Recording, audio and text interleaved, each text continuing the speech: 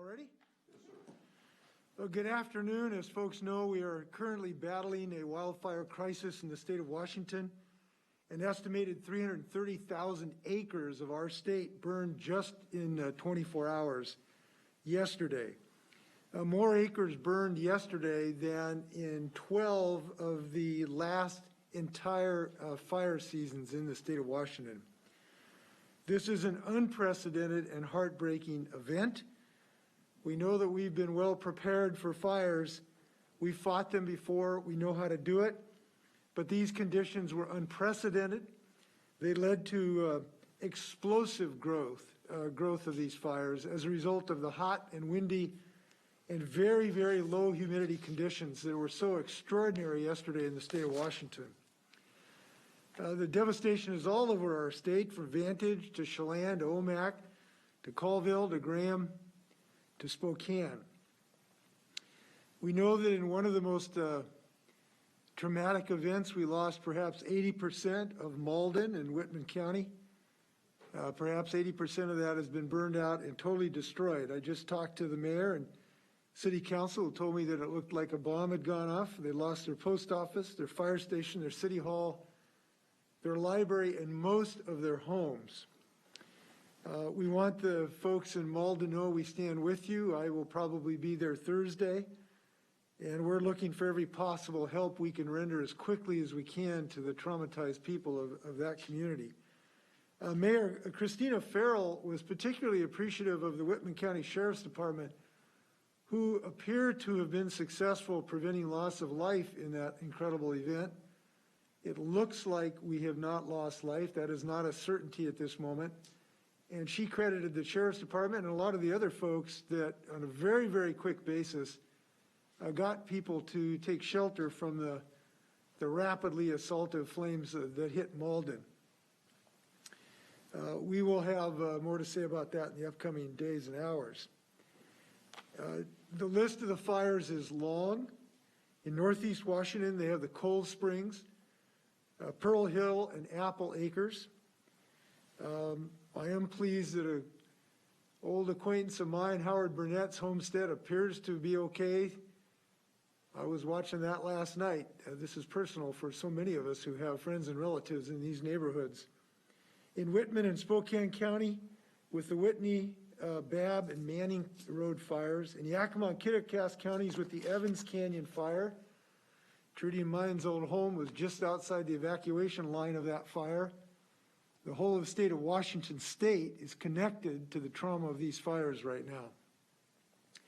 There are about 100,000 people without power across the state today due to high winds and fires. And because of fires, road closures and down limbs, crews have had a hard time getting the power back up. We want to thank the hardworking IBW and other members who are working day and night to restore this power. Difficult situations. Families have lost their homes. We know how traumatic that is and will be for these families. We intend to get them all the help we can to see them through these troubled days. The evacuations are widespread in Eastern Washington. If you are being evacuated and you need help finding shelter, the number to call is at the Red Cross, who's doing tremendous work for these communities. They're at 509-670-5331, 509-670-5331. In Western Washington, more than 24 fires are burning, with hundreds of people evacuated in Graham, Sumner, and Bonnie Lake. Now, it goes without saying, but I do want to ask folks, whatever information you've been given by emergency authorities for evacuations or potential evacuations, please heed them. These fires are extraordinary. They are doing things we've never seen before as to how fast they spread. So I hope you will give priority to your life and your loved ones and follow these evacuation orders. We also know that our air quality is presenting problems to people. We hope that you'll care for yourself, particularly those who have respiratory issues. We're very concerned about that for older adults and those with underlying health conditions. I spoke earlier today with Bill Tensfield, the Whitman County Emergency Manager, who's been up for about 30 hours straight, like so many of the emergency personnel have been. I want to just thank him and all of the emergency workers. We owe them so much gratitude for the work they're doing in these hot and dangerous conditions. We expect that this hot weather will continue for days to come. And I just can't reiterate, we think almost all of these fires were human caused in some dimension. If you can avoid being outside for anything that would even cause a spark, I hope people can avoid those conditions. It's not just fires, it's literally sparks that can cause these fires when these conditions are this dry. This is a new reality we're living in with the changing climate, and all of us, I hope, can pitch in so we can have less demand on these emergency personnel.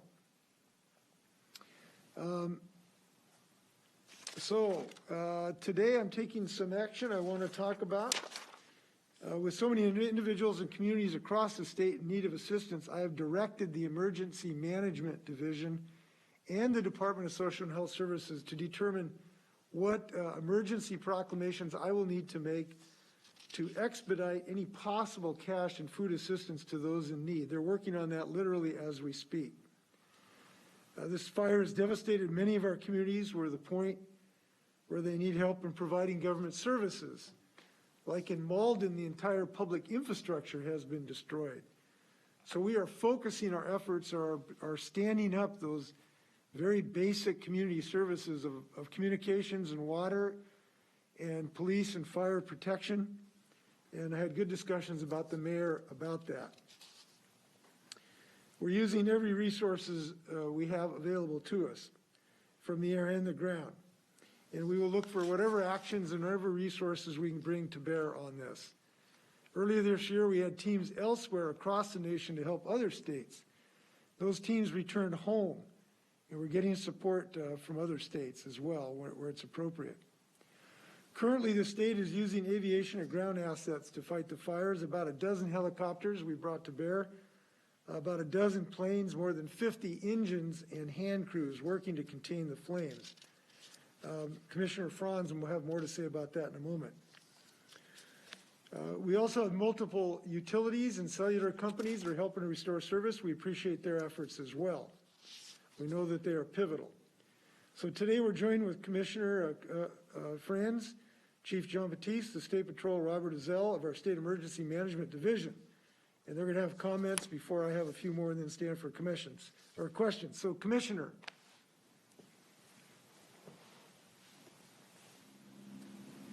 Thank you, Leader of the States. Thank you, Governor. Wildfire fighting, what we saw Labor Day is my worst fear. I know it's yours as well. We've witnessed heartbreaking and surreal destruction over the past 24 hours. More than 300,000 acres in Washington have burned since Monday. That's more than double the number of acres for the entire year last year. Thousands of homes are without power. Many families have had to evacuate their homes, and many homes, sadly, have been lost. The destruction in the small town of Malden, the governor mentioned, south of Spokane, is unimaginable. We've not seen that kind of devastation here, with reports of 80% of their homes being burned to the ground. And my heart breaks for those residents and for all those who have lost their homes or are dealing with the challenges of evacuation. Currently, the largest fire is the Pearl Hill Cold Spring Fire near Omak, which has burned 280,000 acres and is 60 miles in length. Much of the state is under extreme fire danger, both east and west. These fires are a reminder that the wildfires is not an east or west issue. It is an entire Washington state issue.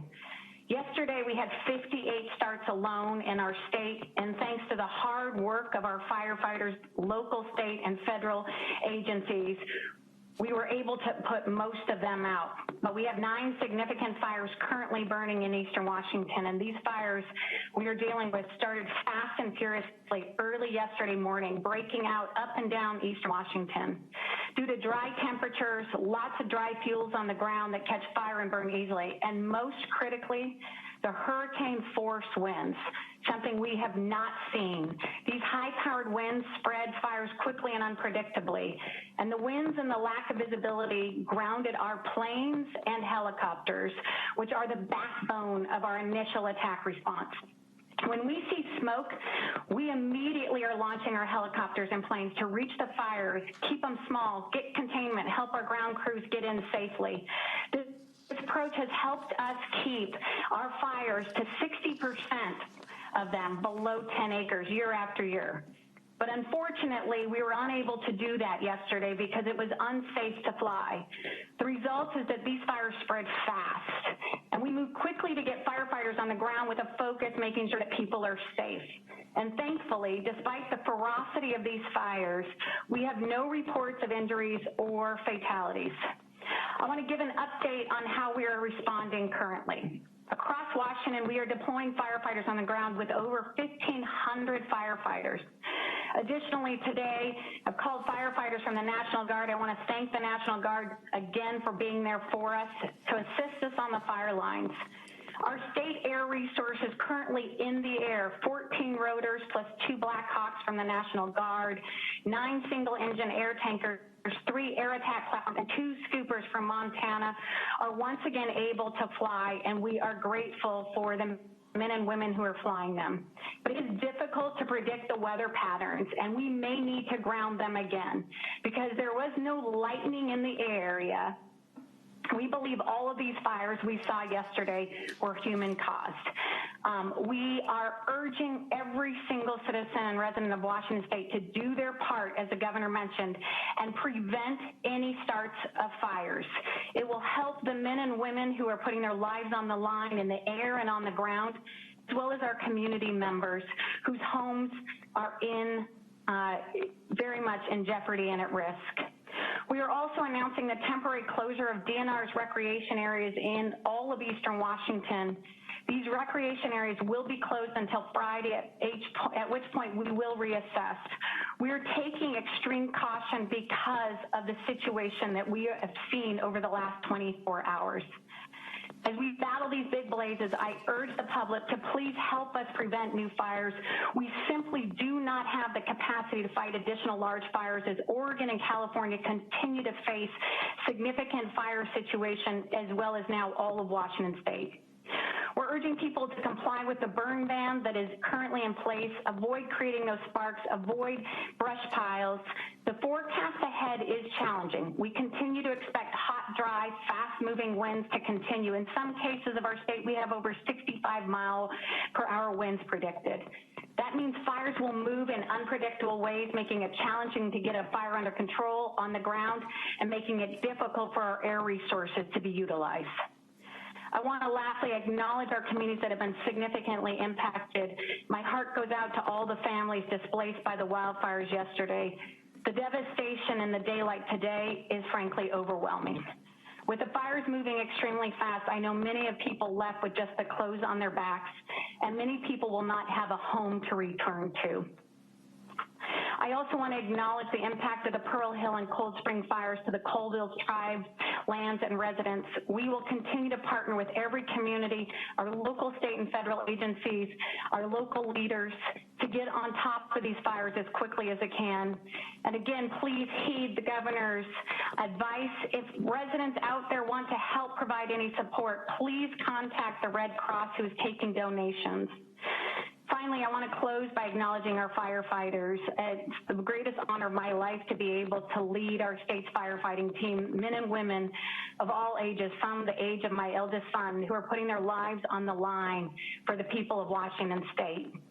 I want to thank them for courageously, bravely, all the hard work and commitment that in the context of these, as well as a global deadly pandemic. Our hearts are with you. We are here for you. We are here for the people of Washington State. Thank you again, Governor. I'll turn it back over to you. Thank you. Thanks for your leadership, Commissioner. We know you've been on top of this, so thank you very much, and your staff as well. Chief Batiste. Thank you, Governor. On behalf of the Washington State Patrol, I want to thank all the firefighters who are helping us around the state. We have about 1,000 firefighters who are engaged with Washington State fires. Our hearts go out to everyone who's being impacted by these fires. Of the fires that are occurring in the state at this time, we're involved in 11 of those fires, having fire mobilization personnel. I want to thank Commissioner France and all of her team for being a great assistance to us. And I want to also thank General Doherty and his folks at the military department for the tremendous work that they're doing in helping us keep people safe out there. So we're hoping that we'll all come through this together by doing the right thing and listening to the advice that's been given out by you, Governor, with regards to folks adhering to the evacuation orders when they're given.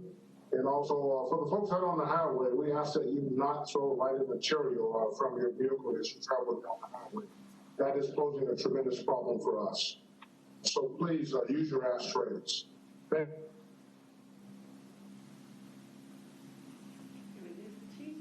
you, and I'll stand ready for questions when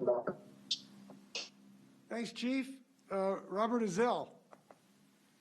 Yes, good afternoon. The State Emergency Operations Center is at its highest level of activation, and our role is to provide assistance to the local jurisdictions to ensure needs are met.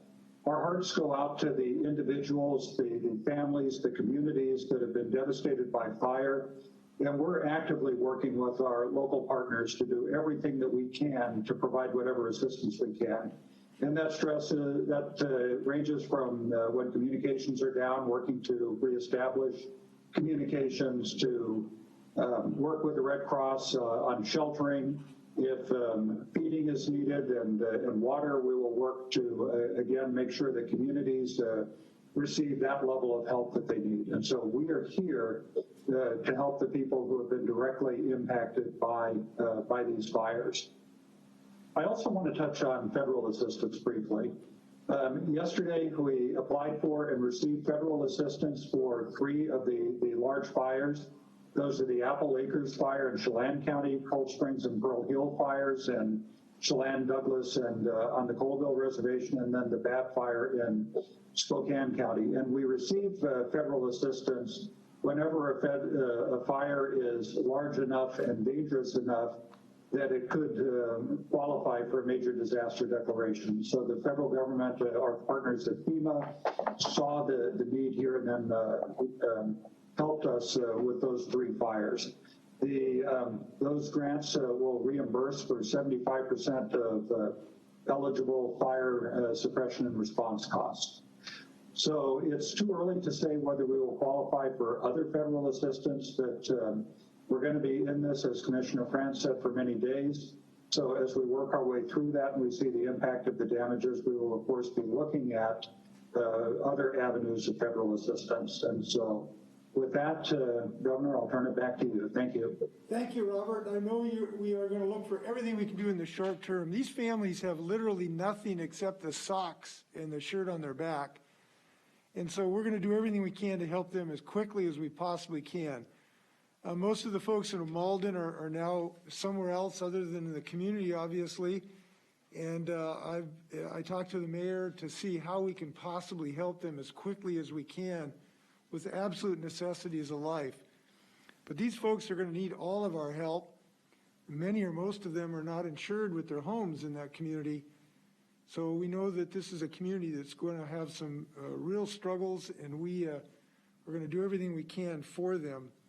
I'd like to just, if I can, reiterate why we are so encouraging to people to listen to these evacuation orders, and why we are so sincere in our request that people not do anything that could possibly be an ignition source, even a spark.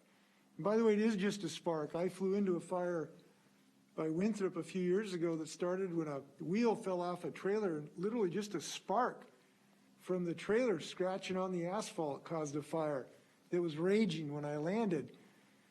And the reason is that we're living in a new world. This is not the old Washington. A fire that you might have seen that was going to be okay over time isn't okay anymore, because the conditions are so dry, they are so hot, they are so windy, because the climate has changed. So this is a new world of forest and grassland fires that we have to be willing to recognize, and that's why we are so sincere in our request to ask people to help out, prevent these devastating losses. Before I stand for questions, I'd like to give you an update on some other issues in our other crisis, which is the COVID pandemic. It has not gone away, obviously. In fact, it continues to spread. And we have some real concerns. We have some good news I'll share in a moment, but we also have some real concerns that fall is now upon us. And fall is when we tend to go inside, when we are closer to one another, which we know increase the risk. And we know college students are now returning who live in very closely sometimes and like to socialize a lot. And I just want to address the issue of our returning college students. You're really important to our state right now. I'll tell you why. Because you're going back to colleges where you may be in remote learning, but you're living in apartments and dorms where you're living close and you have a desire to socialize. That's just deadly right now. The New York Times reported that Pullman, Washington was the #2 hotspot in the nation for new cases recently. In the past 2 weeks, there's been 600 new cases in Pullman, and that's 6.4 cases per 1,000 people. This is a major problem. I had some good discussions with the president of Washington State yesterday, or a few days ago, about their efforts. We are appreciative of the Pullman police who are issuing citations to students and non-students who are not abiding by the restrictions against too close social distancing or gatherings. Washington State University is using their student conduct code. There's potential sanctions on students for even off-campus activities, and the police are taking this seriously. We appreciate that. But that's really necessary, and we need some leadership from the college students here. This is just not a moment where typical partying is safe. It's just dangerous.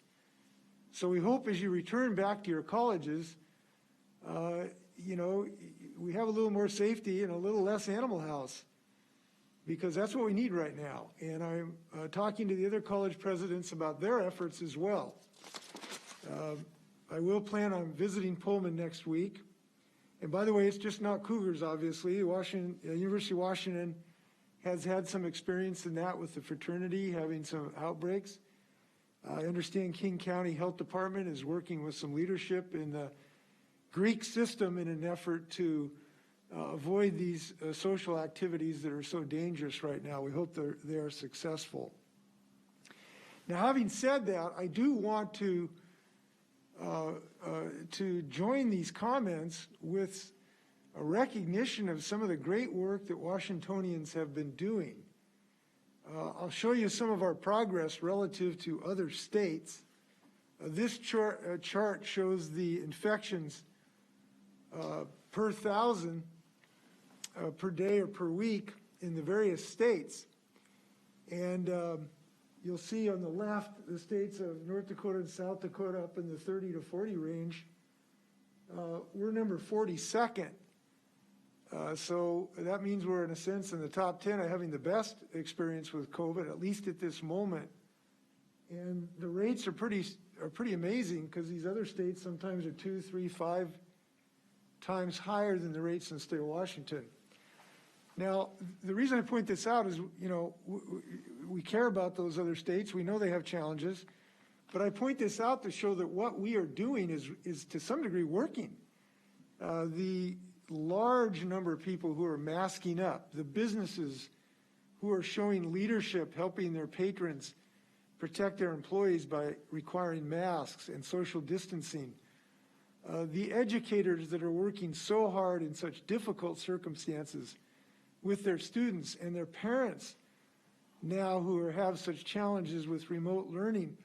All of this effort is actually saving lives in the state of Washington. And so I think people ought to have some satisfaction and proud of what they're doing, even though it's so difficult. And it's a time where we got to keep it up right now with fall around the corner. So what we're doing has an impact.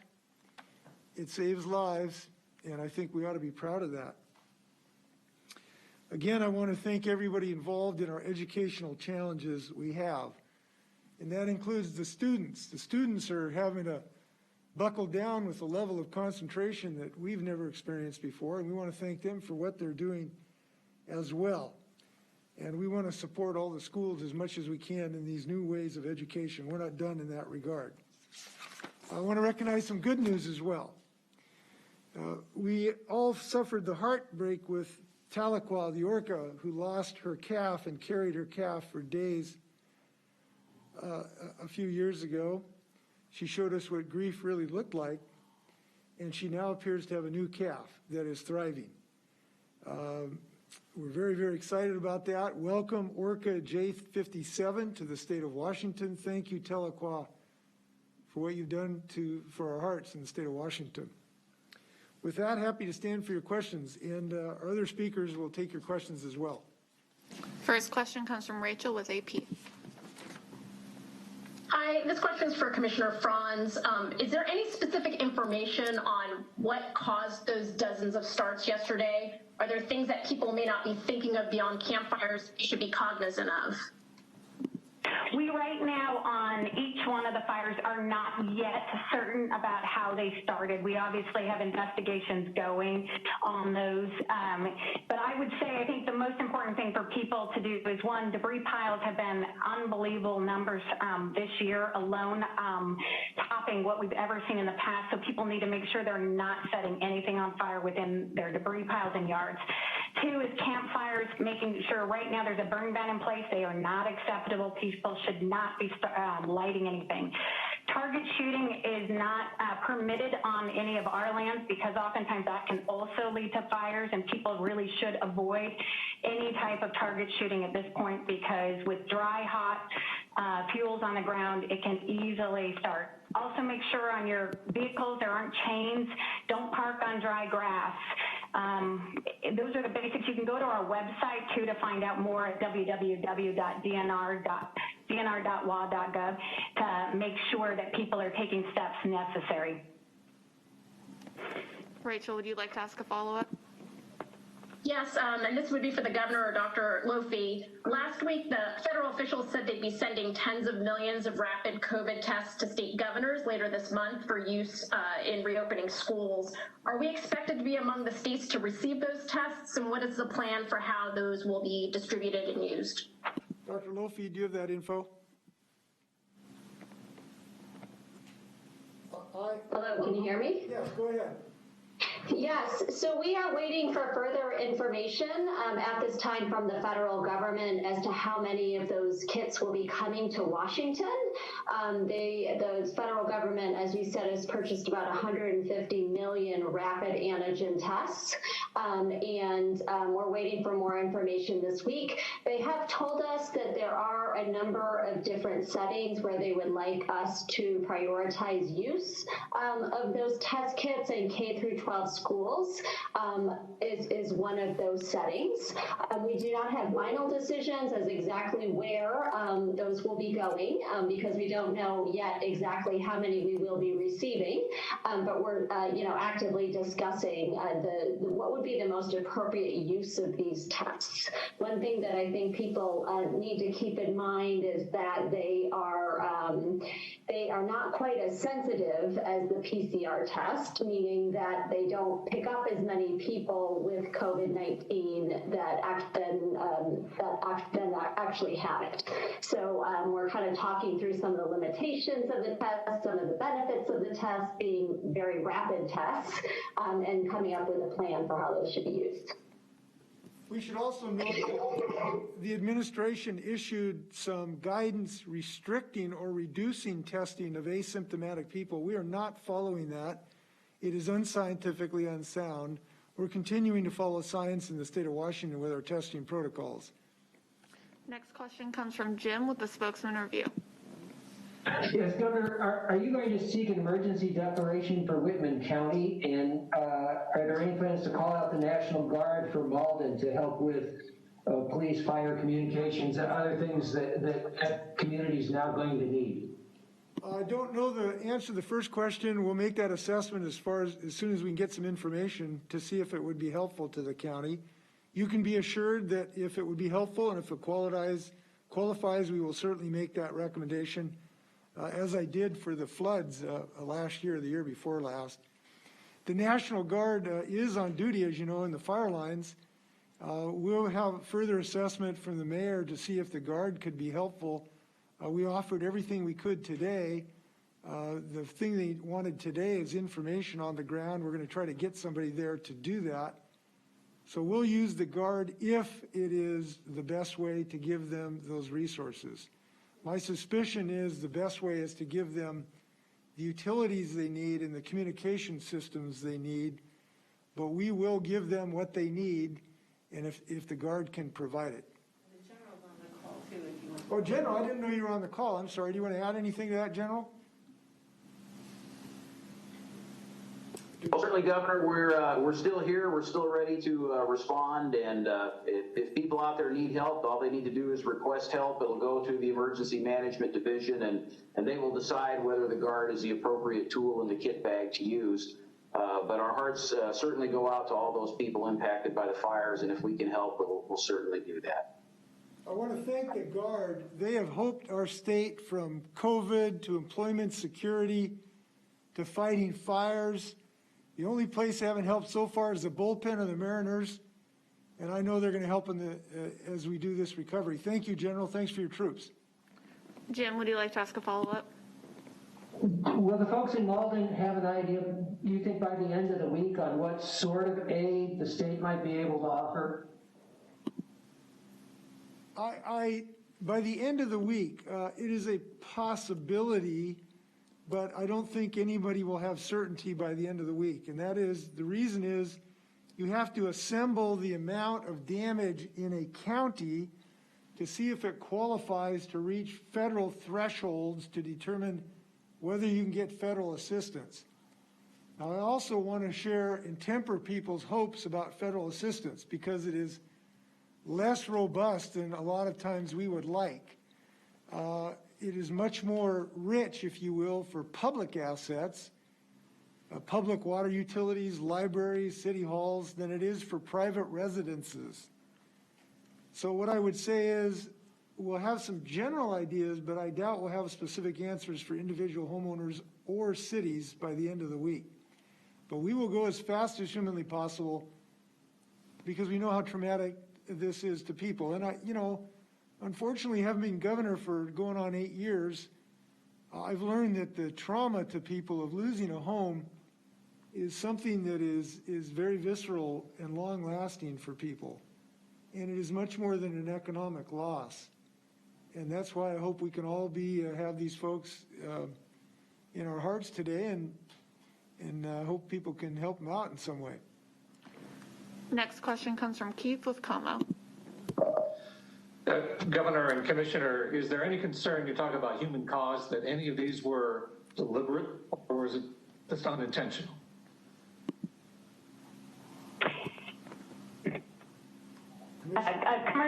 Commissioner, I'll speak. I think we right now don't know enough. I mean, and that's not unusual. It usually takes a bit of time for us to do the full investigation. Obviously, our first paramount responsibility right now is getting control of these fires and putting them out. But we will be following up with investigation, and we do not at this point in time have enough information on any one of these fires as to whether they were intentionally caused or unintentionally. Keith, would you like to ask a follow-up?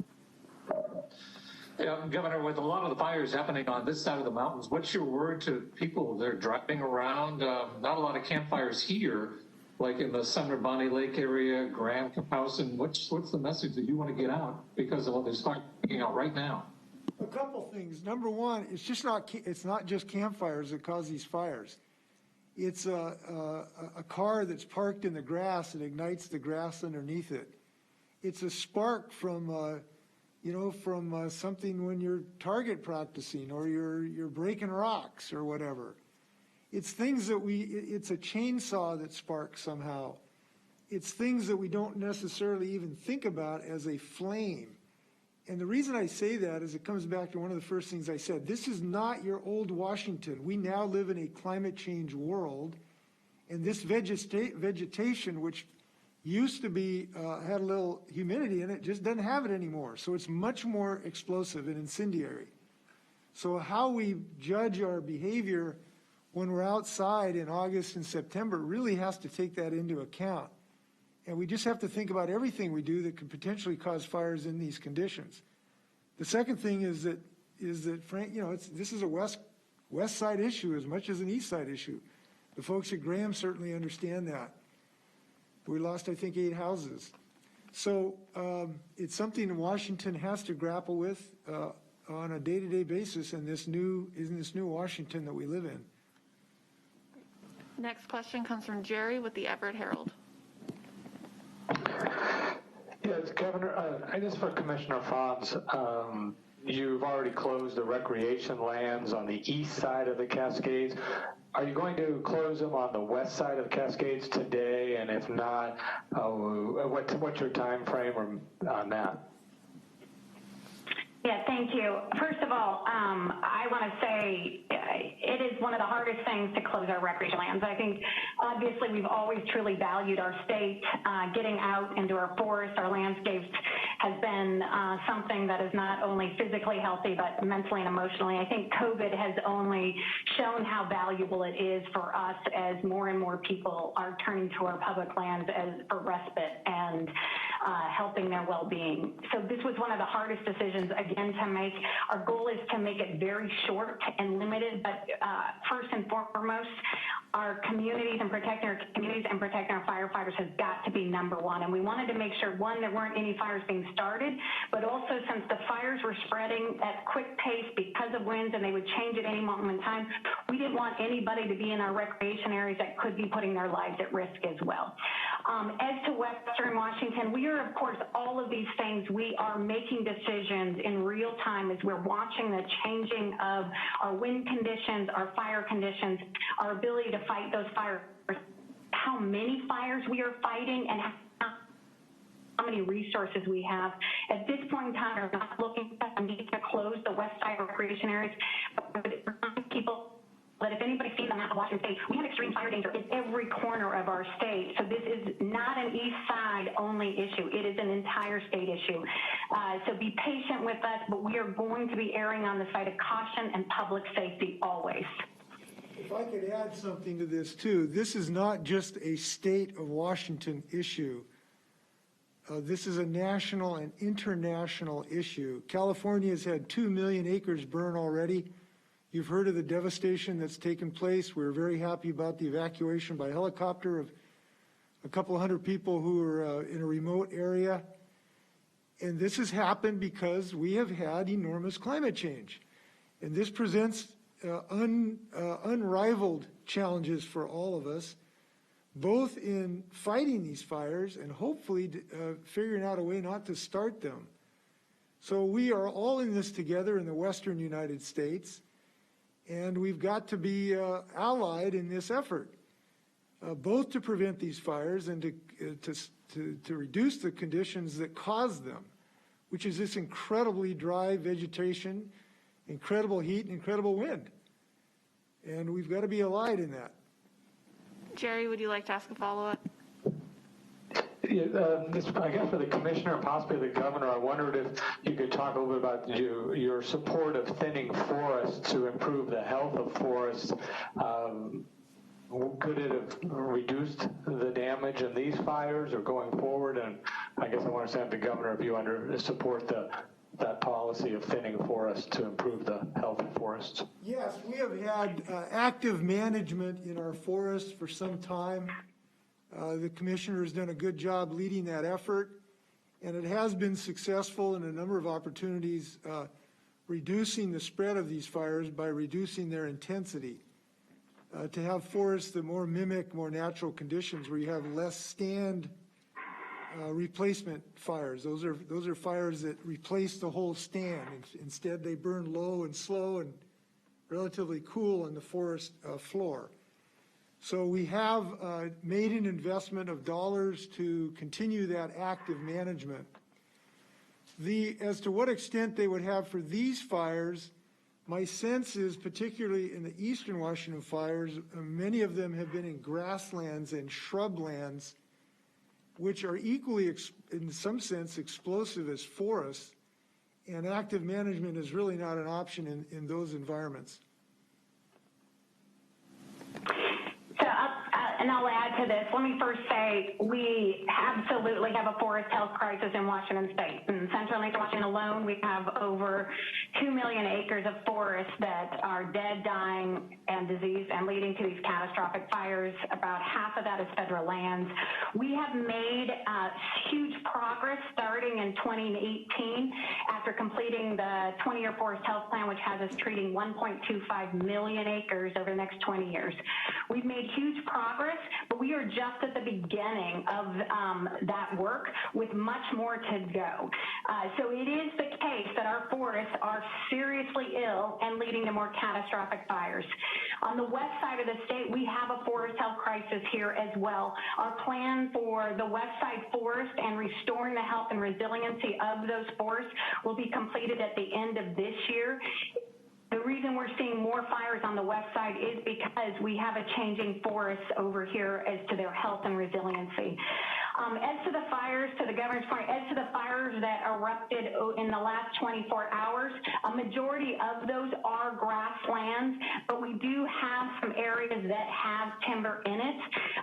That, again, the grass, the brush, the timber were very, very hot, very dry, because we've had a hot, drying conditions this year, as well as previous years.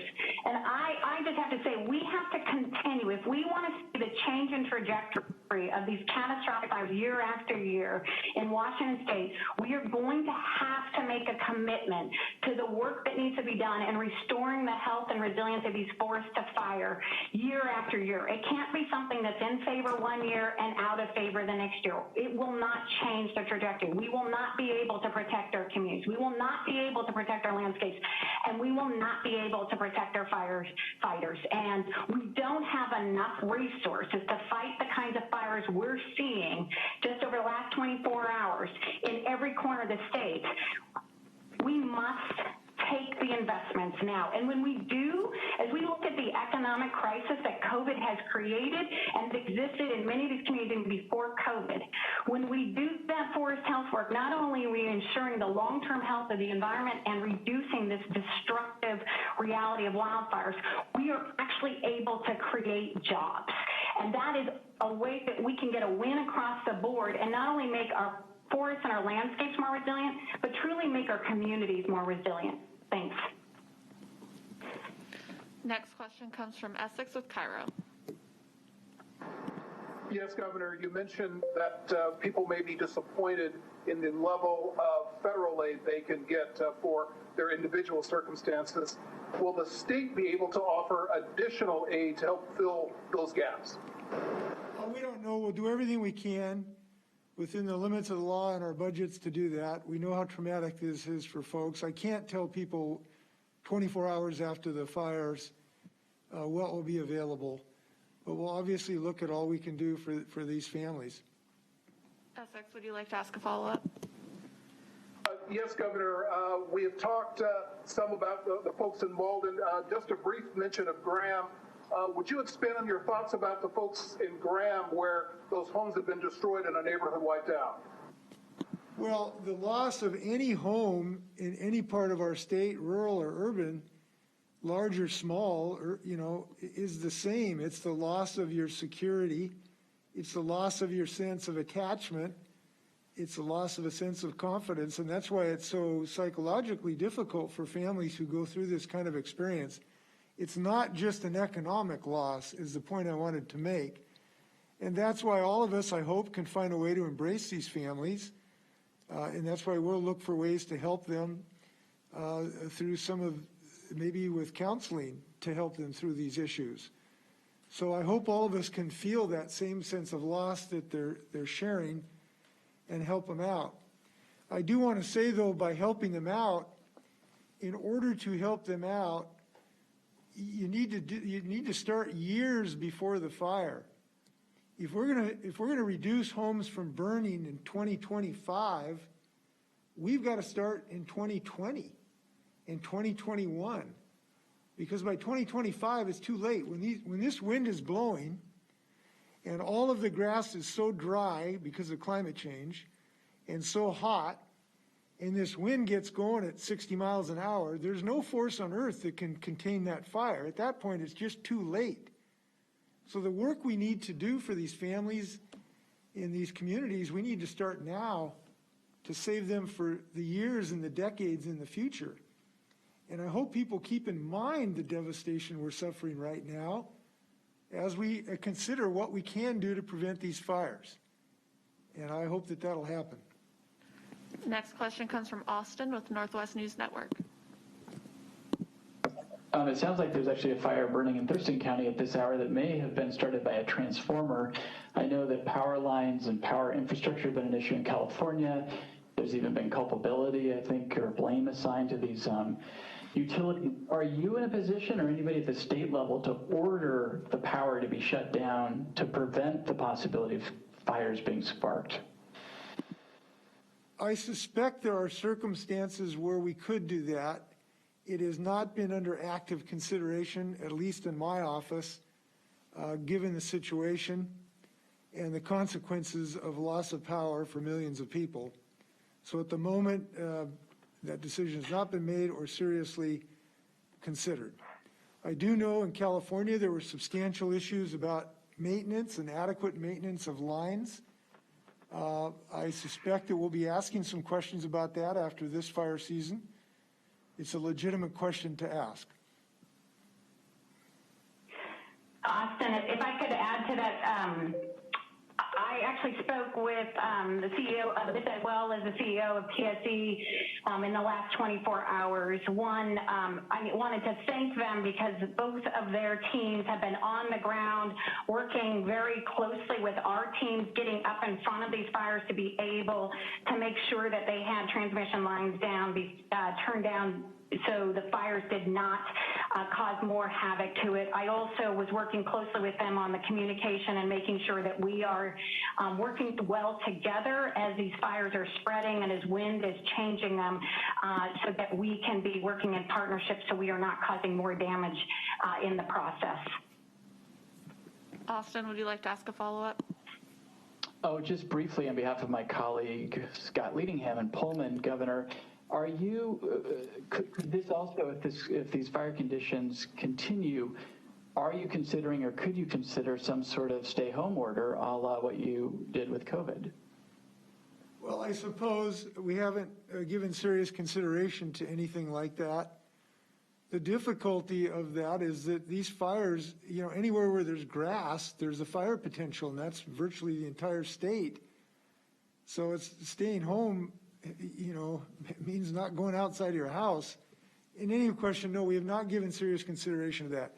But we are doing what I think is responsible, which is urging people to be as careful as humanly possible in these very dangerous moments. And that means maybe not going out and using a chainsaw in the forest, obviously not campfires, but not anything that can cause a spark.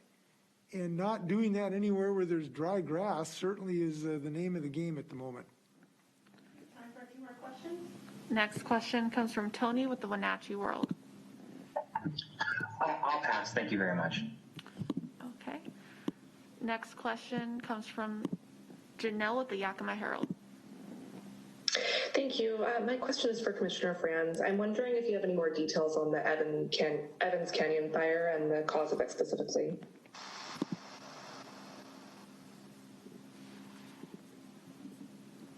We don't currently yet have actual confirmation of the cause of that fire.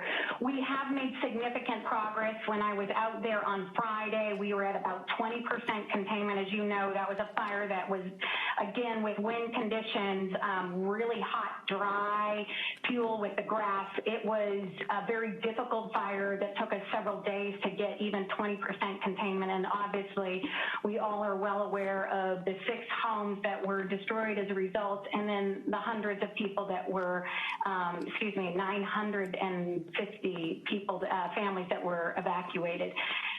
We did have good news that were coming out that we were at least at 60% containment, and we are seeing the ability to mop that fire up and be able to hopefully put an end to it, let people get back to their homes, and enable us and our firefighters to move on to the next fires. As you know, we have a number of them. I'd Janelle, like to thank my former neighbors in the Weenass Valley who were cooperative with the firefighters in those evacuations too. That was really helpful, and we hope they're going to get back. Janelle, would you like to ask a follow-up? No, thank you. All right, final words, Governor? No, thank you very much. Please be safe.